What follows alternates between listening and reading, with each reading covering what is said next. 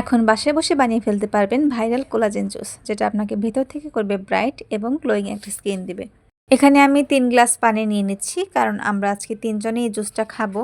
3 glass পানি নিয়ে আমি সেগুলোকে একটু কুসুম গরম করে নেব এবং এই পানির সাথে আমি দিয়ে দেব একটা লেবু।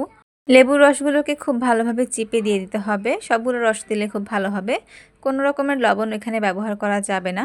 এরপরে দিয়ে দিব আজকের কোলাজেন জুসের মেইন উপাদান বিটরুট, যেটা আমি আগের দিনেই বিটরুটের রসটা বের করে ফ্রিজে রেখে দিয়েছিলাম।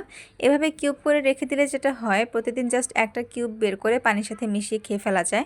এখানে আমি আমাদের 3 জনের জন্য জাস্ট একটা কিউব নিয়েছি এবং এই একটা কিউবই 3 গ্লাস শরবতের জন্য একদমই পারফেক্ট হয়ে যাবে। আর চুলা কিন্তু আমি লেবুর রস দেওয়ার আগেই নিভিয়ে দিয়েছিলাম।